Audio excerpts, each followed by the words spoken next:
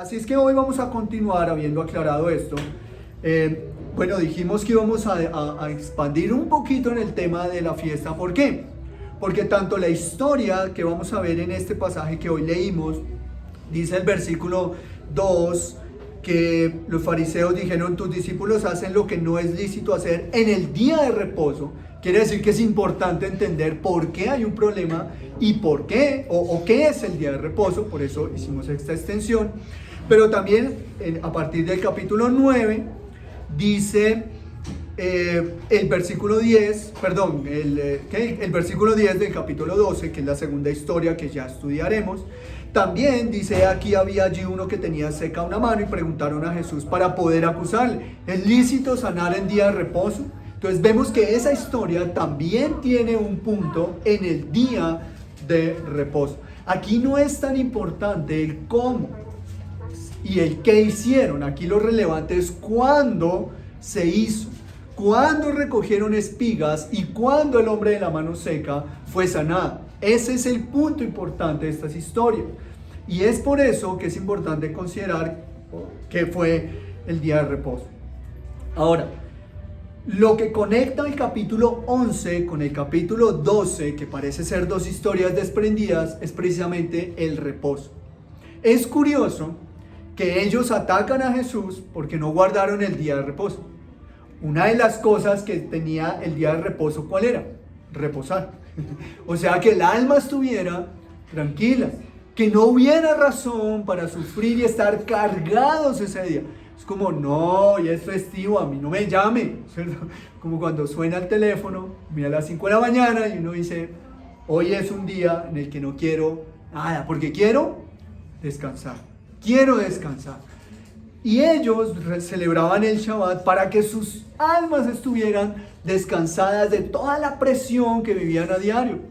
Pero es interesante porque, aunque ese era el sentido, ¿cómo vivían ellos?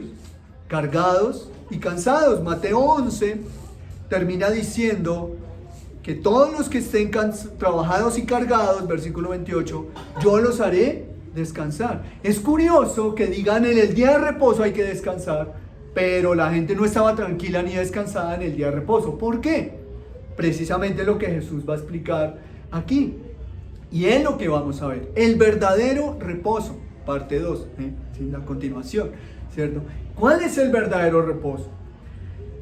El versículo 1 y 2 de Mateo 12, vuelvo a leerlo. En aquel tiempo, en algún momento, iba Jesús caminando por los sembrados, como era la geografía de la nación del pueblo de Dios, en días de reposo. Los discípulos tuvieron hambre y comenzaron a arrancar espigas y a comer.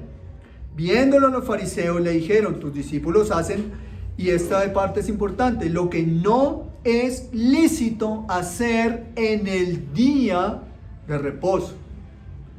Primera pregunta: ¿no era lícito comer con la mano? Porque ahí dice coger espigas y comer en el día de reposo. ¿No era lícito? Esa es la pregunta que debemos responder. ¿Por qué? Porque los fariseos le dijeron a Jesús que los discípulos hacen lo que no es lícito.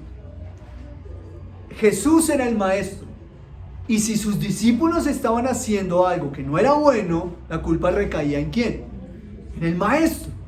Entonces esta era una acusación muy fuerte. ¿Contra quién? Contra el maestro. Una de las razones por las cuales a veces los padres pasan 1000 colores con sus hijos, ¿cuál es? Porque la gente ve a los hijos y ve la conducta de los hijos, y hay hijos espectaculares. Bueno, todos los hijos son espectaculares, ¿cierto? Porque salen con unas cosas maravillosas que avergüenzan a sus padres. Una vez estábamos aconsejando a una familia, y entonces la pareja del esposo, ¿no? Los hombres solemos tener una buena característica, y es hablar poco y quedar lo menos avergonzados posible. Las mujeres también se guardan de eso, pero son más libres o más tranquilas para hablar en este tipo de ambientes de consejería. Obviamente todo tiene una excepción. Y entonces dijeron: no, nosotros estamos bien, nosotros estamos pues ahí vamos bien. Y entonces allá el niño, los hijos chiquiticos, ay papá, pero todo el tiempo se la pasan peleando, ¿no? Y todo el tiempo se la pasan gritándose. Y entonces salieron volando los chinos, esto es conversación de adultos. ¿Por qué pasa eso? Porque ellos van hablando, ellos no tienen ningún problema. Al ver a los niños, finalmente, ¿quién se puede ver reflejado? A sus padres. A veces sí, a veces no. Algo que hemos querido hablar a la luz de la Escritura es que los hijos son pecadores. Y saber que los hijos nacen y ya son pecadores desde que nacen, aliviana el alma de los padres. ¿Por qué? Porque cuando los hijos actúan en rebeldía, los padres entienden que no es culpa de sus padres. Es la naturaleza del corazón de los niños. ¿Qué hacen los niños a los 3 meses cuando botan por la comida al piso? No la botes. Entonces la recogen, se la da. ¿Qué vuelve a hacer el niño? No vuelve a botar. Al principio es un ¿qué? Un juego. Pero con el pasar de las caras de los padres que le dicen a ellos, no botes eso a la basura, ya los niños entienden que no es un juego. ¿Y qué van a empezar a hacer? Se les empieza a botar y voltean a mirar si los están viendo. ¿Qué están haciendo? ¿Están jugando? No. Son rebeldes. ¿Son intencionados? No. ¿Son maliciosos? No. Y eso es lo que dice la Escritura. Aprended de ellos porque en ellos no hay malicia, no hay malas intenciones. Pero sus acciones son malas porque están desafiando la autoridad de sus padres. Y uno dice, pero es que son niños. Pero él entiende que lo que está haciendo está mal. Y creo que cualquier padre podrá pensar en su hijo sin importar la edad y va a entender que esto es verdad. Porque como dicen las abuelitas o las mamás a las hijas, ¿no? Los hijos, ¿qué son? La venganza de los abuelos. ¿Cierto? Es la venganza. Entonces cuando nace un niño, entonces los abuelos dicen, ¡ay, qué alegría que llegaron los nietos! Y llegan las mamás y que dicen, es el momento de sacarnos la espinita de todo lo que usted me hizo, ¿cierto? Porque los hijos le cobran todo, ¿cierto? Todo se lo cobran. ¿Porque son buenos? No, porque hay pecado. Por eso hay que enseñarles a hacer lo bueno, porque lo malo lo pueden hacer. Porque la palabra de Dios dice que es la naturaleza humana. Por eso es la urgencia del Evangelio de Cristo.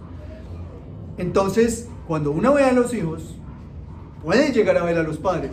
No siempre, pero sí muchas veces. Uno podría decir, bueno, de pronto es que son así, o el carácter de los padres, ¿no? Como dicen las mamás, ay mamá, es que yo no sé cómo controlar al hijo. ¿Y qué le dice la mamá? Palabra sabia. ¿Y a quién se parecerá? Entonces a veces puede ser el reflejo de los padres. Cuando vieron a los discípulos coger espigas, ¿a quién vieron? A Jesucristo. Tú, Jesucristo, les permites a ellos hacer lo que no es lícito en la ley. Y eso es una acusación muy grave. ¿Por qué? Primero, ¿a quién estaban responsabilizando? A Jesucristo.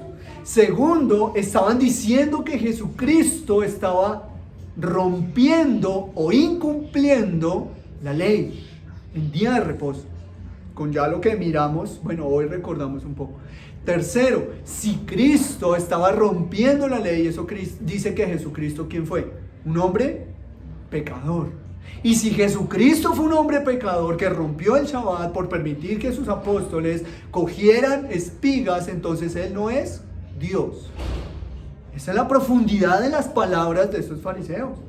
Que Él era un pecador porque estaba avalando la conducta de los discípulos que estaban haciendo lo malo, lo que no es lícito, lo que no pueden hacer. Eso es una acusación grave. La pregunta es, ¿era cierta? No. Deuteronomio capítulo 23, 25 nos dice qué es lo que dice la ley en verdad. Deuteronomio 23, 25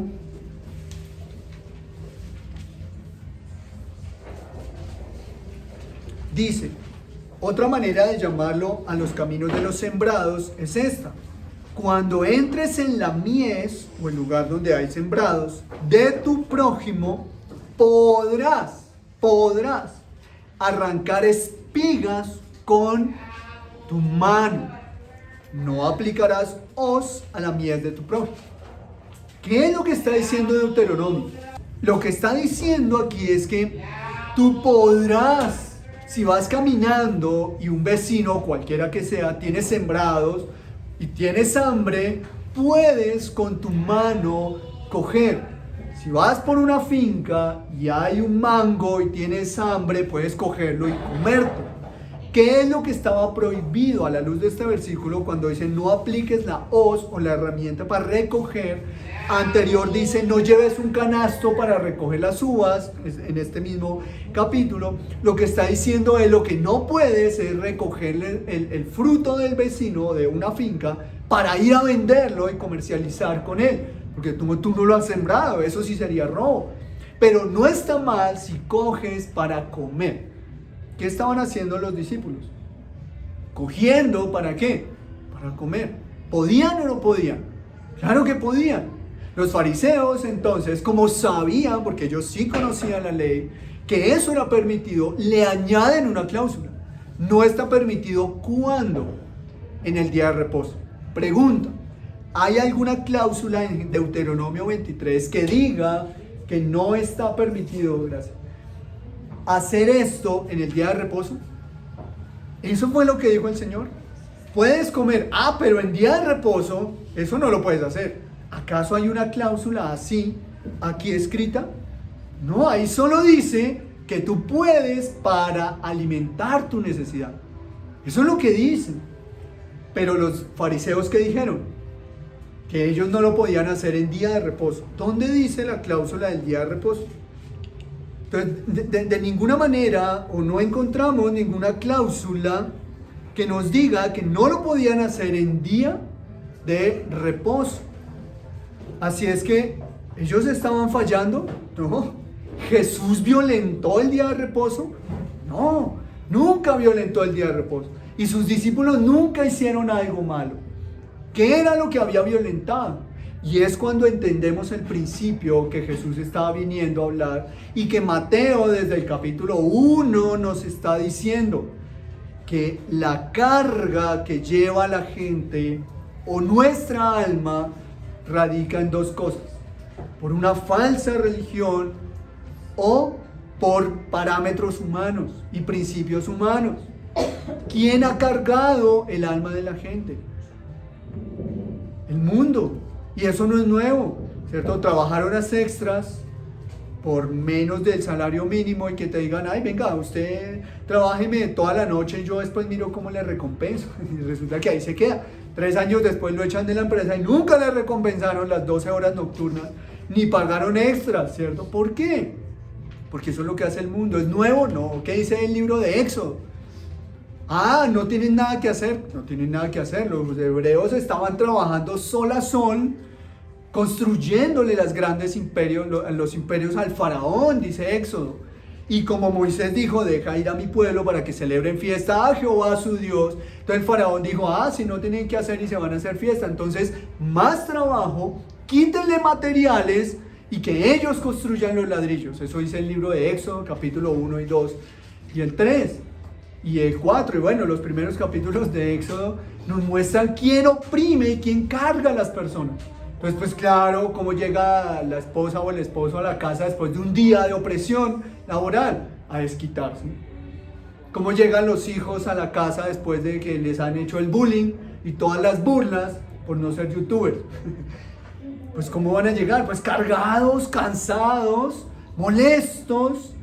¿Por qué? Porque el mundo oprime el alma de las personas a través de cosas que Dios nunca ha mandado a hacer. Nunca ha mandado a hacer. Y eso es lo que hacían los fariseos. Hay un día de descanso. Ven a la iglesia. Y vamos a la iglesia. Y salimos peor que cuando no íbamos a la iglesia. ¿Por qué? Porque no solo es la norma humana, también es la falsa religión. Hay 2 religiones en el mundo. Bueno, hay estadísticamente más de 1200 algo. Pero realmente solo hay 2. La verdadera y todas las que no son. No es una mezcla de religión. No es como, es que todos tienen un poquito. Sí, Satanás tenía un poquito de verdad cuando le dijo a Eva lo que le dijo, con que Dios dijo, sí, Dios dijo, pero no lo que usted dice. Entonces, en él había un poquito de verdad, pero no quiere decir que sea alguien a quien debamos oír, ¿cierto? Y eso es lo que la Escritura nos enseña. La religión más pura, como lo dice la epístola de Santiago, es esta. Que mire, esas las viudas y los huérfanos, que eran las necesidades de la época, ¿cierto? Y dice, y que te apartes del mal, te apartes del mundo, que guardes tu corazón. En otras palabras, que vivamos conforme el Señor. Es la religión pura que dice la epístola de Santiago en sus primeros capítulos. Entonces, cuando nosotros vemos la acusación contra Jesús, lo que le estaban demostrando a Jesús que era: hay un día sábado para que descanses y reposes, pero si llegas a comer, eso era lo que le estaban diciendo, si llegas a comer, estarás faltando al día de reposo. La pregunta es, ¿quién puede agradar a Dios si ni siquiera puedo comer en el día de reposo? ¿Quién? Ay, tengo ganas de tomarme un tinto. Ay, pero hoy es día de reposo, no puedo prepararme el tinto porque no lo dejé preparado ayer. Uy, tengo mucha sed y quiero una limonada, tengo que exprimir un limón, pero estoy faltando al día de reposo. ¿No era lo que hacían los fariseos? No puedes coger espigas, pues, pero ¿cuál es el problema? ¿Acaso no dice la ley que sí se podía arrancar con la mano? Lo que no pueden es coger para trabajar, pero para comer, claro que sí. Así es que Jesucristo faltó al día de reposo, no. ¿Cómo lo explica? Vayamos otra vez a Mateo 12 y vamos a ver dos historias que claramente eran muy conocidas por ellos y que les permitiría entender que estaban completamente equivocados. Mateo capítulo 12, que es el que estamos estudiando, después de que ellos dicen no es lícito, o ellos hacen lo que no es lícito en el día de reposo. Entonces el versículo 3 dice, pero Jesucristo dice, les dijo, ¿no habéis leído lo que hizo David cuando él y los que con él estaban tuvieron hambre? ¿Cómo entró en la casa de Dios y comió los panes de la proposición, que no les era lícito comer ni a él ni a los que con él estaban, sino solamente a los sacerdotes? Esa es la primera historia que él va a decir. Va a decir, me acusan de que ellos están cogiendo espigas y comiendo porque es día de reposo. Pues les voy a contar algo que sí fue faltar a un principio y no fue malo delante de los ojos de Dios. El primer principio, primer libro de Samuel, vayamos a la historia para que la recordemos o la conozcamos. Primer libro de Samuel, capítulo 21. No voy a entrar en muchos detalles porque este es un capítulo interesante, un poquito controversial, porque David dijo mentiras y capítulos más adelante pues terminó matando Saúl a la vida del sacerdote. Tras de que le hizo un favor, David mintió y por eso mataron a Ahimelech. Entonces no vamos a entrar en esos detalles, solo vamos a mirar lo que Jesús enseña. Primer libro de Samuel, capítulo 21, del 1 al 6. Vino David a Nob, al sacerdote Ahimelech, y se sorprendió Ahimelech de su encuentro y dijo, ¿cómo vienes tú solo y nadie contigo? Y respondió David al sacerdote Ahimelech, el rey me encomendó un asunto y me dijo, nadie sepa cosa alguna del asunto a que te envío y lo que te he encomendado.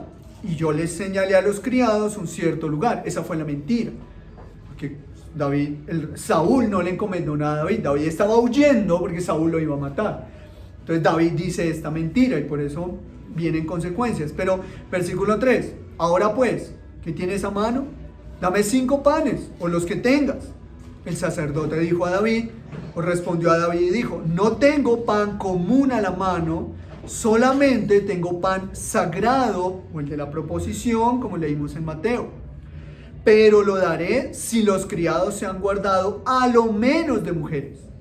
Y David respondió al sacerdote y le dijo, en verdad las mujeres han estado lejos de nosotros ayer y anteayer.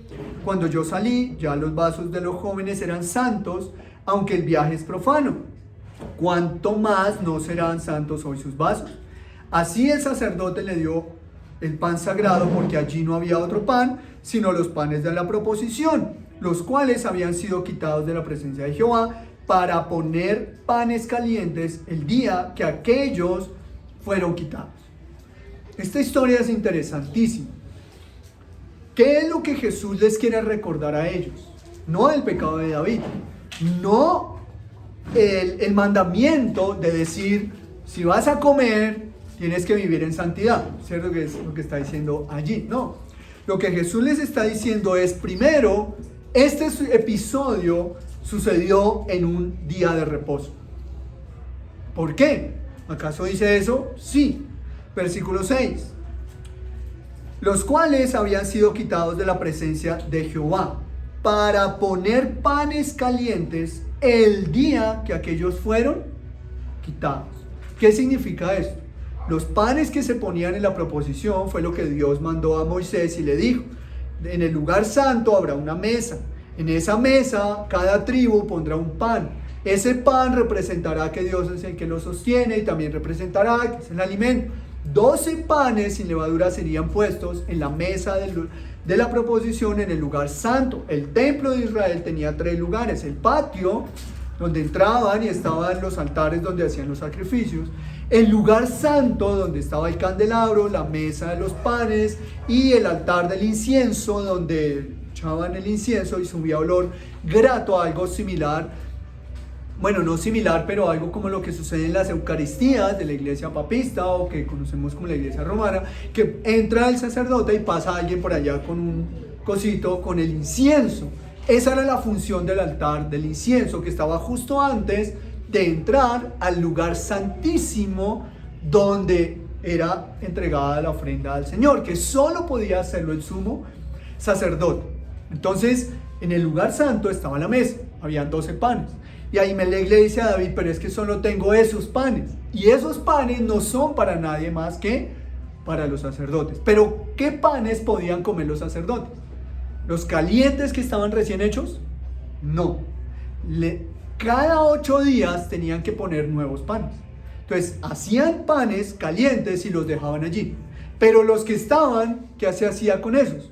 Pues se retiraban. ¿Y qué se hacía con esos panes? Pues el sacerdote y su familia se los comían. Era una forma en la que Dios sostenía a los sacerdotes del templo o de los tabernáculos, de la tienda. Allí vemos entonces que Ahimelech dice: tengo panes calientes que acabo de poner, y lo único que tengo son los panes fríos que acabo de quitar. ¿Cuándo hacían eso? El día de reposo. Ese era el alistamiento del Shabbat en los tabernáculos, en el lugar santísimo. ¿Cuándo fue esta historia entonces? En el día de reposo. David va y dice: dame comer. Y Ahimelech le dijo: solo tengo los panes que le pertenecen al Señor y a quienes Él ha dicho. Y los acabo de poner, o sea que era un día de Shabbat. ¿Qué más nos dice allí? El Señor nos hace énfasis en qué pasó allí. Que finalmente, ¿qué pasó con Ahimelech? Le entregó los panes sagrados ¿a quién? A David. Ahora, la pregunta de Jesús es interesante.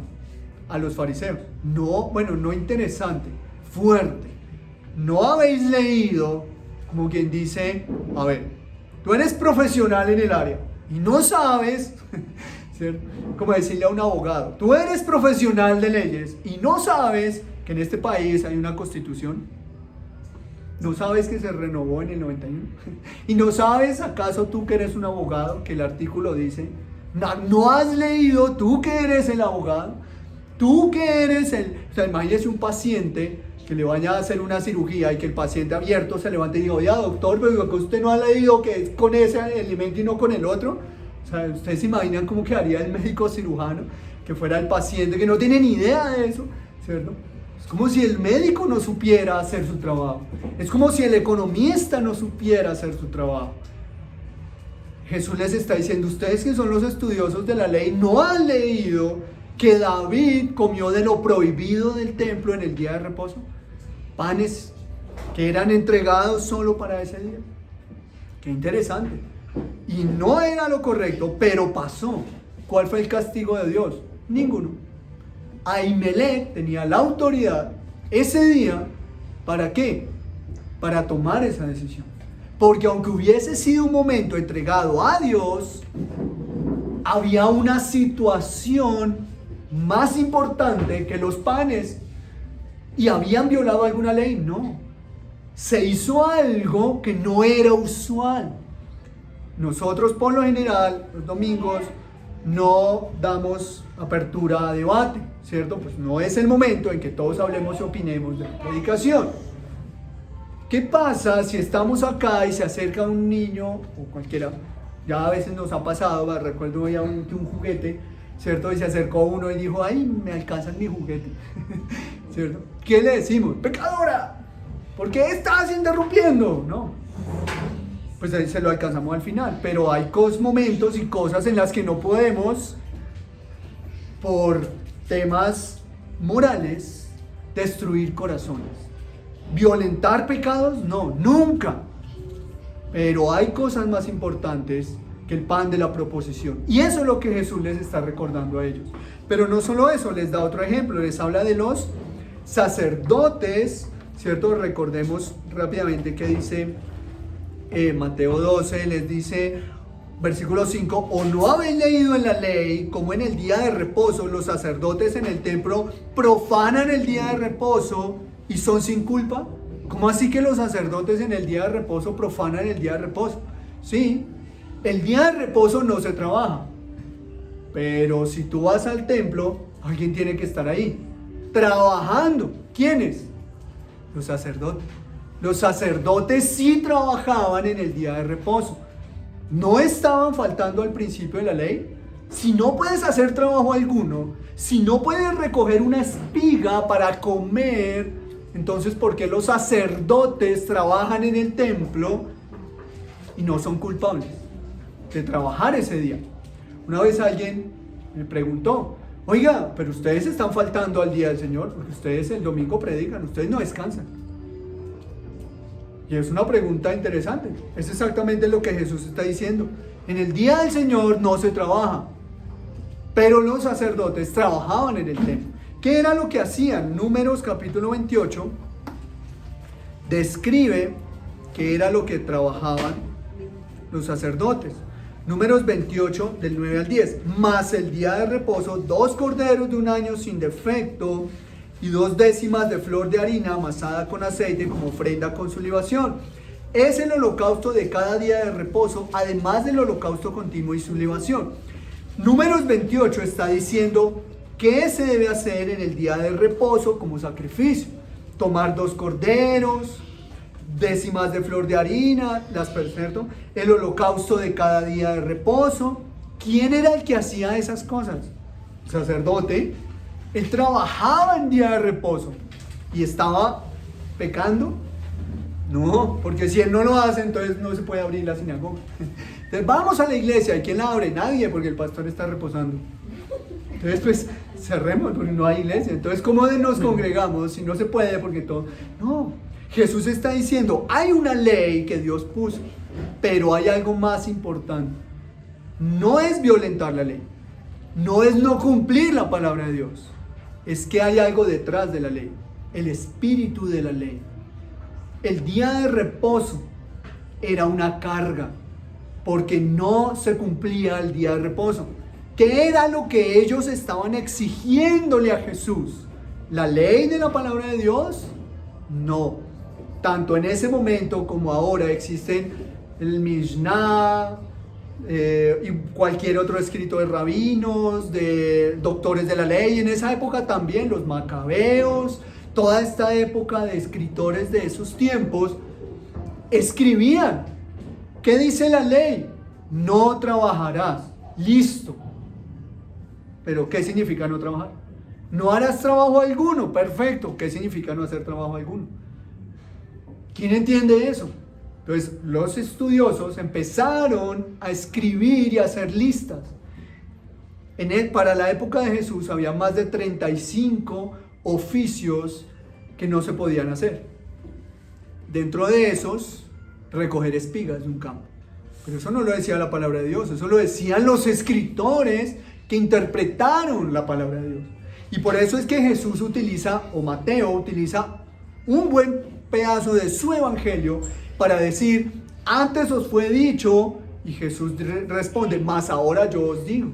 ¿Qué significan esas palabras? A ustedes les enseñaron supuestamente lo que la ley dice. Aplicándolo a Mateo 12, no puedes recoger espigas en día de reposo.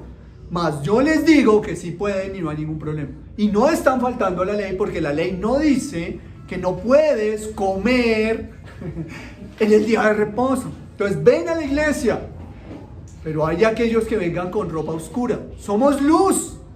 ¿Qué haces con ropa oscura? Por favor, vete a la iglesia y ve porque debes ser feliz. ¿Acaso tú serías feliz si te imponen que no puedes usar ropa oscura en una iglesia? O sea, eres feliz y eso es la ropa clarita y de luz.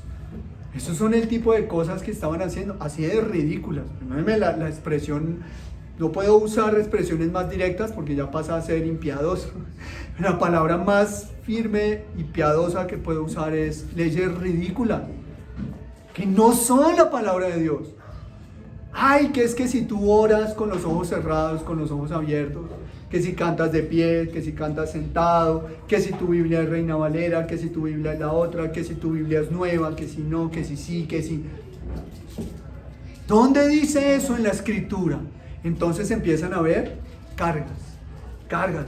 Imagínense las personas de esa época amando al Señor, queriendo agradar al Señor, pero sabiendo que no podían ni siquiera comer si tenían hambre por el camino, porque deshonraban a Dios. ¿Acaso era un día de descanso? No, era un día en el que ellos estaban, ¿qué pasa si camino? ¿Qué pasa si no camino? ¿Qué pasa si miro para allá? ¿Qué pasa si miro para allá? Entonces, ¿cuál es la conclusión a la que se llega de que es un Dios tirano, malévolo? ¿Qué dice el mundo? Sé feliz y haz lo que quieras. ¿Qué dice Dios? Que ni siquiera puedo comer cuando tenga hambre en el día de reposo. Y eso es terrible. Ahora, ¿eso lo dice Dios? No. Eso lo dicen las leyes de hombres que obligan en la religión a poner este tipo de situaciones. En la religión que no es verdadera. Hablo de religión no en el sentido común que usamos, porque normalmente uno va a escuchar que el cristianismo no es religión. Bueno, de cierta manera uno entiende eso. Hablo de religión en el concepto correcto o técnico o semántico de la palabra religión. La palabra religión es grupo de personas que tiene conductas y ceremonias en pro de un ser superior. Pregunto, ¿eso no es el cristianismo? Sí, eso es el cristianismo. Solo que nosotros hablamos de religión también como cosas de simplemente apariencia o prácticas externas, y es por eso que se dice, no, es que no es religión, sino relación. Entonces, juegos de palabras, ¿no? Pero quiero aclarar el uso que estoy dando del término, que es el literal del término. Entonces, el problema aquí es que atacaron a Jesús por comer el día de reposo. Y entonces, ay, no, es que... ¿cómo voy a ir a la iglesia si estoy triste, si acabo de mentir, si acabo de hacer esto? Pues precisamente es ahí donde debes ir y orar y pedirle al Señor y a los hermanos de Cristo que nos ayuden, nos ayuden. O sea, la iglesia de Cristo dice, confesaos vuestras faltas unos a otros. Dice, servíos unos a otros, amados unos a otros. Pero hay de que uno diga, no, imagine que yo ayer le di una cachetada a mi esposa. Se la merecía, pero igual. ¿Por qué? Porque es que le quedó fría la sopa. Porque es que los esposos a veces hacen, la sopa está fría, tome. Bueno, entonces aquí hablemos, no, pues ella fue la que tome porque el esposo se la dio fría. ¿Qué debe hacer? ¿Dejar de ir a la iglesia porque le dio la bofetada al esposo porque le dio la sopa fría? De pronto tengas que enseñarle a tu esposo a cocinar. O tengas que enseñarle a tu esposo a amarte. Porque si no le importa que te guste más caliente, y uno dice, no me importa. Ahora, si la reacción es esa, es porque tampoco te ama verdaderamente. ¿Cierto? Porque por eso es que dice la canción que cuando el amor se acaba, es mejor cambiarlo. El problema es que ahí nunca hubo amor. Porque Jesucristo amó, y por eso aún en la cruz perdonó a Pedro, que era un traidor.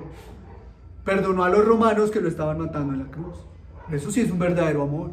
Amor es renunciar.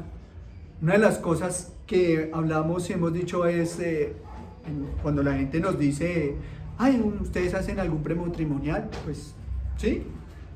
Yo siempre he creído que el prematrimonial debe hacerse desde que están niños, no cuando se van a casar. Porque ya cuando se van a casar, pues ya uno no habla de las la luna de miel. Para los niños hay que darles un prematrimonial. ¿Qué es el amor? Pregunta clave antes de que te cases. Bueno, ya te casaste, no te vayas a separar, no, para los que no, pregunta clave. ¿Por qué te vas a casar? Y ahí empiezan las cosas al revés. Porque me hace feliz, porque me hace bien, porque es que me hace reír, porque ay, es que es tan aventurero, porque es que ya es tan inteligente y me hace sentir especial. ¿Hay algo que no seas tú mismo? Si te casas para ti mismo, el día que no dé satisfacción a ti, ¿qué vas a hacer? Chao matrimonio, te voy a buscar a alguien que sí satisfaga. Pero ¿quién puede satisfacer todas nuestras demandas? Ninguna persona. Así es que la pregunta es, ¿te casas porque amas? ¿Sabes qué es amar? Dar. Y entonces uno dice, pero es que también tiene que dar. ¿Por qué? Claro que también tiene que dar. Pero tú no das esperando, tú das porque amas. Así es simple. Y eso es lo que Jesús está diciendo. ¿De verdad ustedes quieren que yo le diga a ellos que están faltando al día de reposo cuando uno, no están faltando al día de reposo y dos, no les importa que tengan hambre? No les importa que tengan hambre. Lo único que les importa es cumplir sus propias leyes. ¿Qué pasa si viene aquí un habitante de la calle? No, tú no puedes venir oliendo así. Pues primero tendremos que darle casa con una ducha para bañarlo, para que pueda venir sin oler así. O no, el día que huelas a rico vienes, porque el día es santo para el Señor. No, pues si huele muy fuerte, pues habrá que mirar cómo hacer, no sé, nos pondremos tapabocas, perfumes, alguna cosa, mientras que se le baña, se le ayuda a que se limpie. Pero eso es lo que Jesús está diciendo. Y por eso continúa Mateo capítulo 12 diciendo lo que va a decir después. Mateo 12 dice, versículo 6, pues os digo que uno mayor que el templo está aquí. Los fariseos despreciaron al que era mayor que el templo por cuidar ¿qué? El templo. Esto en pocas palabras, ¿qué es? El Shabbat, ley de Dios para guardar, pero no es Dios. El templo representaba la morada de Dios, pero no era Dios. Entonces lo que vemos allí es precisamente eso. Lo que está diciendo Jesús es que sí, muy chévere. Y hay que en ese momento, para ese momento, Jesús todavía estaba en tiempo de la ley. Eso es algo que debemos entender. La Biblia no se separa en Antiguo y Nuevo Testamento. Eso es cultural, no es malo. Pero es un concepto cultural. La Biblia se separa en tres partes. Antes del pecado, esperando la redención, o sea, a Cristo, y después de la resurrección. Son las tres divisiones de la Biblia realmente. Y bueno, de pronto podemos añadir otra que es la eternidad. Nuevo y antiguo, pues yo no veo que Jesús diga en el Antiguo Testamento, él siempre habla de la ley. Y Gálatas dice que Jesús vivió bajo la ley. ¿Hasta cuándo? Hasta el día de su muerte. Hasta ese día era el tiempo del Antiguo Testamento vigente. Después de su resurrección comienza la nueva dispensación. Y no estoy hablando de la teología dispensacional. Estoy hablando de la palabra dispensación. ¿Qué es la palabra dispensación? Periodo de tiempo. Entonces una dispensación es un cumpleaños, ¿cierto? Pasaste del cumpleaños 29 al 30, una dispensación, un año, un periodo de tiempo. Un periodo de tiempo. Y es después de Cristo hasta su segunda venida, que es donde estamos en este momento. Pero lo que Jesús está diciendo aquí es que les voy a decir que David comió del pan prohibido y estuvo bien, porque había algo más grande que los panes para los sacerdotes. Y es el espíritu de la ley, o lo que hay detrás, o lo que sostiene la ley de Dios. ¿De qué sirven los sacrificios? Y esto lo digo porque Jesús lo está diciendo. Versículo 7. Si supieras qué significa misericordia quiero y no sacrificio, ¿cuándo lo está diciendo? Hoy en día podemos entenderlo porque Dios no nos ha mandado a hacer sacrificios. Pero Jesús está hablando ¿en qué época? En una época donde era una orden los sacrificios. Y Jesús no está hablando de él. Digo, no son sus propias palabras. Él está hablando de lo que dice el profeta Oseas, ¿cierto? En el capítulo 6, versículo 6. Oseas, capítulo 6, versículo 6, dice, porque misericordia quiero y no sacrificio. En la época en la que los sacrificios eran obligatorios. ¿Por qué dice eso? Por algo maravilloso. Cualquiera hace un sacrificio, ¿o no? Cualquiera presenta un hermoso corderito, gordito, bonito, redondito, sin tacha, ¿verdad? Como los pingüinos de Madagascar, ¿se acuerdan? Bonitos y gorditos, dicen una de esas películas, bonitos y gorditos. Cualquiera presenta el cordero. Cualquiera ora 3 veces al día. Cualquiera ayuna. Pero no cualquiera tiene misericordia y compasión. No cualquiera tiene misericordia y compasión. ¿Qué pasa cuando llegas tarde al trabajo? Por razones justificadas. Qué difícil es tener compasión. No es que teníamos que empezar a las 10 y el que iba a comenzar a orar, cambiamos las canciones porque el encargado de eso no las trajo. Entonces, ¿qué hacemos? Que no vuelva a servir en la iglesia. Porque lo que no sirve, eso era lo que estaban haciendo los fariseos.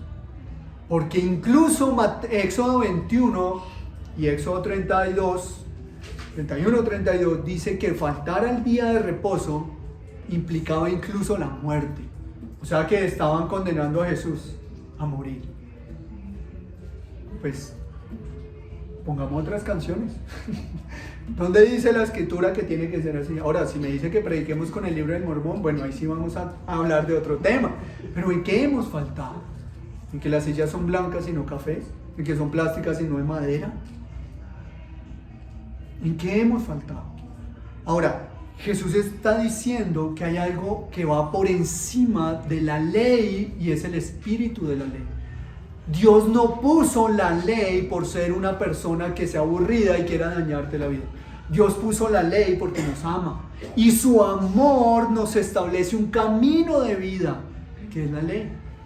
La ley es el camino de vida para vivir bien. Eso dice Deuteronomio, si vives conforme a la ley de Dios, vivirás bien. Sencillo. El problema es que las cargas equivocadas son las que han llevado a que la gente diga, es que allá le prohíben a uno todo. Todo no, lo que Dios prohíbe. ¿Y sabes por qué? Porque es la muestra de amor de Dios para lo suyo. Esa es la muestra de amor. Qué interesante que la hormiga sea uno de los animales más fuertes, pero es chiquitico. Qué interesante que el elefante sea un gran animal, pero no es tan fuerte como la hormiga. Porque ahí hay misericordia. ¿Ustedes se imaginan la hormiga del tamaño de un elefante? ¿Ustedes se imaginan un elefante con la fuerza de la hormiga que puede levantar 7 veces su peso? ¿Qué no haría un elefante? Pero gracias al Señor no es tan fuerte. Por su tamaño es mucho más fuerte que una hormiguita chiquita. Pero proporcionalmente la hormiga es mucho más fuerte que el elefante. Pero la misericordia de Dios hace a la hormiga fuerte, pero chiquita. Y al elefante grande, pero no tan fuerte. Al león, al gran rey de la selva, lo hace fuerte, pero no le permite correr más de 100 metros a la misma velocidad. ¿No es eso maravilloso? ¿No es eso misericordia? Ahora, Dios no hizo al león para que cazara otros animales. Eso también fue producto del pecado. Eso no era así. O sea, la cadena alimenticia que llamamos natural es consecuencia de Génesis y del pecado. No sé qué comían los animales en ese momento. Seguramente legumbres. Pobrecitos. Pero lo que sí podemos ver y entender es que lo que Jesús está diciendo, que lo que verdaderamente da paz en tu corazón es la ley de Dios. Y esto es algo que debemos dejar de pensar, o la mentira que debemos dejar de pensar es que la ley de Dios nos ata. No, la ley de Dios nos libera. La palabra de Dios dice que debes amar a tus enemigos, pues eso hay que hacer. Ya. Con alegría, porque el principio no es el enemigo, el principio es el amor y la misericordia y la compasión. Así es que la ley de Dios no nos ata, la ley de Dios no nos amarra, la ley de Dios nos hace libres, libres para vivir, libres para actuar, libres para transformar nuestro corazón, libres para ser como Cristo y seguir su modelo de vida. ¿Fácil? No, no es fácil. No es fácil porque hay que cambiar cosas de nuestra vida. Pero ¿saben qué es lo más maravilloso de todo esto? que la ley te hace libre. La ley te hace libre. Qué bueno poder contar unos con otros. Qué bueno que ores por tus hijos y los hijos oren por sus padres. ¿Cierto? Que los hijos de pronto le digan a los papás, usted tanto que me regaña porque no hago y mírela. Como de ñoño el del chavo, no, mírela, mírela, Tanto que regañan los padres a los hijos y los hijos les cogen y les dan en la cabeza porque los padres... Y entonces, ¿qué dicen los padres? Es que cuando seas grande entenderás. Pues tus papás son pecadores, los hijos son pecadores. No podemos esperar santidad pura, pero sí podemos estar juntos de rodillas, clamándole al Señor a que nos ayude. ¿En qué? En nuestras debilidades. Y esto es importante. ¿Sabes qué hace la ley de Dios cuando se aplica correcta y verdaderamente?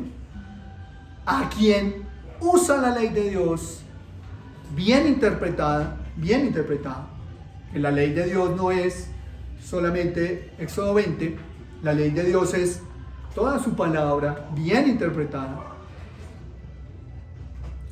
con amor y misericordia. En vez de hacer que la gente se vaya, la gente se va a acercar. Entonces la gente, no, es que el legalismo en las iglesias. No, la gente se va porque no ama al Señor ni su palabra. No es porque las iglesias sean, bueno, hay iglesias legalistas, destructivas, terribles, fundamentalistas, que son peligrosos. Legalismo sí es destructivo y antibíblico. El fundamentalismo es peligroso porque hay muchos extremos que van al límite y pues cuando uno anda muy en el límite, cuando el piso no es fuerte, adiós. Entonces hay que tener mucho cuidado. Pero cumplir la ley de Dios es otra cosa. No tiene que ver con eso.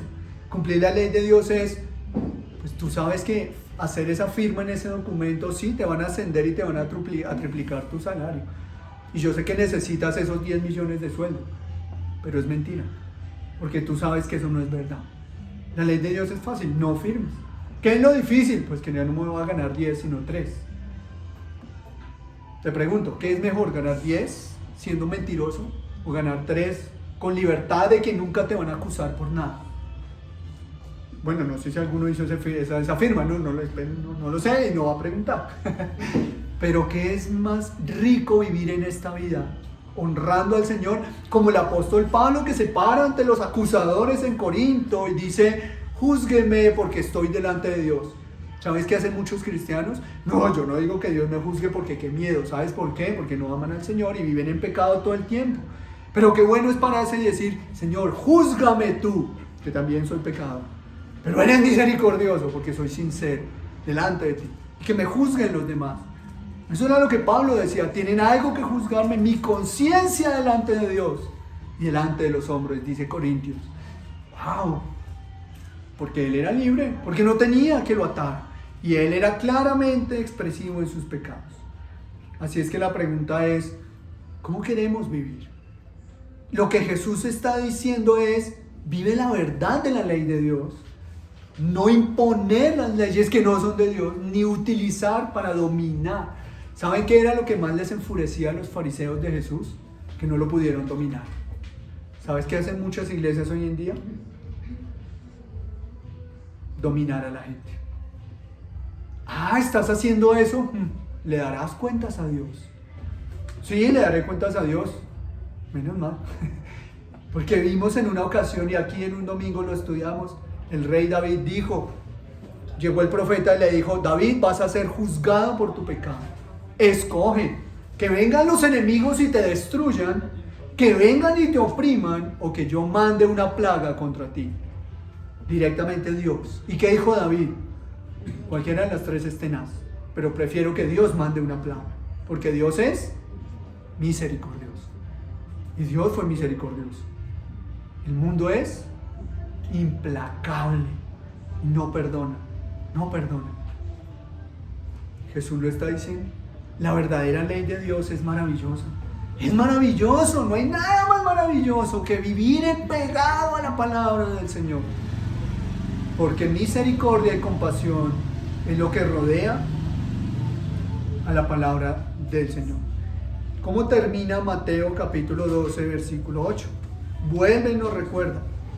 Porque el Hijo del Hombre, esta es una de las frases que Jesús más usa de sí mismo, es Señor del día de reposo.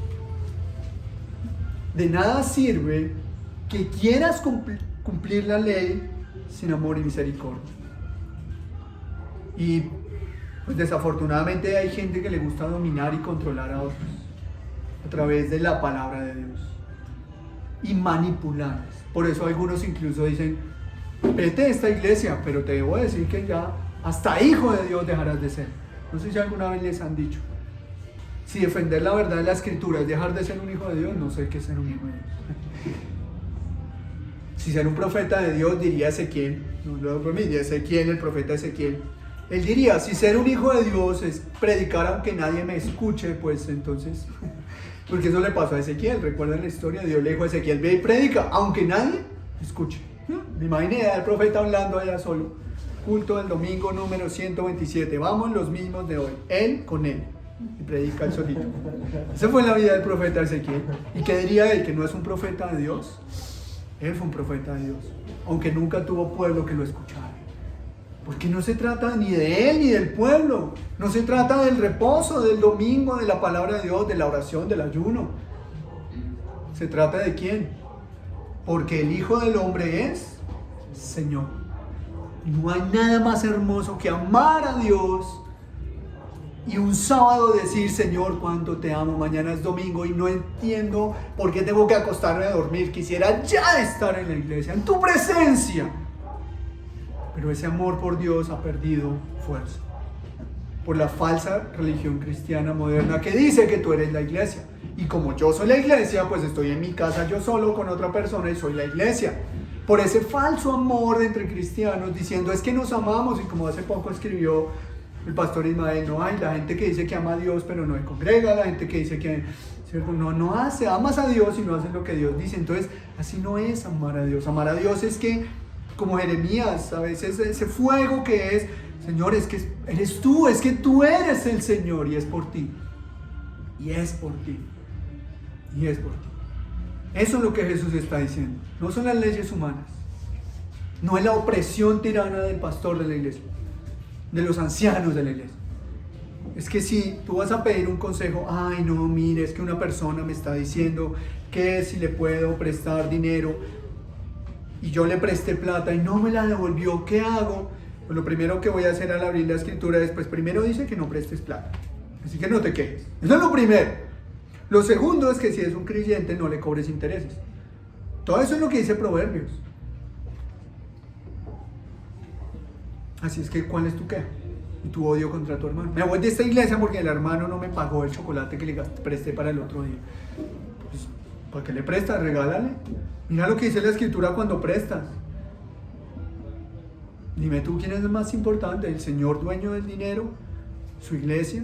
O sea, imagínate a Cristo diciendo: uy, tú no vienes a la iglesia y eso que yo di mi sangre por ti. Porque eso es decirle al otro: es que tú te presté y no lo hiciste. Pues Cristo pudiera venir y decir: es que yo di la vida por ti y tú ni siquiera cumples mis mandamientos. Pero Él no lo hace, porque Él sí ama. La pregunta es: ¿por qué guardar la ley de Dios? ¿Porque amamos a Dios? Sí. ¿Por qué decirle a los hermanos: uy, mijo,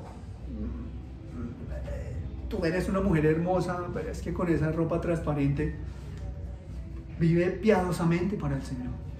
Que, o sea, aquí no molestamos por la ropa, pero hay cosas que la palabra de Dios prohíbe. Y en amor no lo tenemos que decir. Es que esas transparencias, pero es que te uso falda, sí, pero es que la abertura va desde la cintura hasta el tobillo. Entonces, pues esa falda, ¿cierto? Ya no, su falda es como allá y me cubro, sí, con un velo transparente. Entonces, pues, no has hecho nada. ¿Por qué? Porque es la opresión legalista moral de la iglesia. Legalista no, porque amas a Dios y la palabra de Dios dice: sé decorosa. Hombres, si tú sabes que ese perfume, si sabes que el Axe enamora a todas las hermanitas en la iglesia, pues no te lo aplicas, se acabó el problema. ¿Por qué? ¿Porque es una norma religiosa? No, porque amas al Señor y amas su iglesia. Misericordia quiero en época de sacrificios. Así es que imagínate los sacrificios por el amor. No se sacrificó Cristo. ¿Habrá alguna razón para no caminarle al Señor? Ahora, después de hoy la predicación, alguno podrá pecar. ¿Qué le dirá al otro? Acabo de salir de la iglesia y ya acabo de pecar.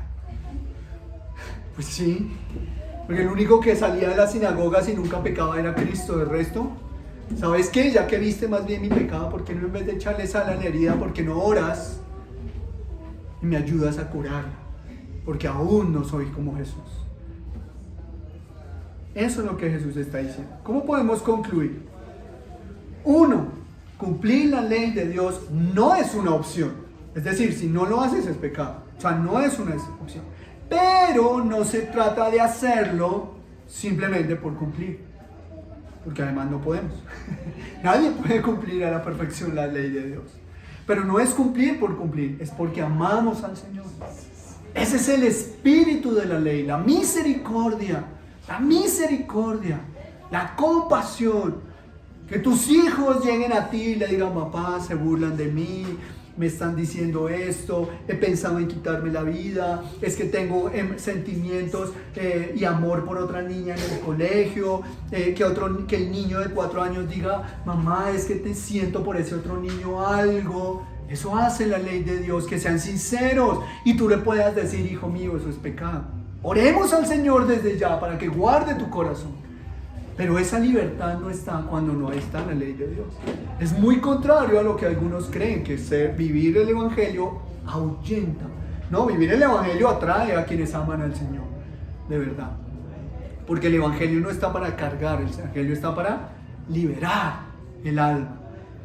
Lo segundo es que cualquiera tiene conductas externas.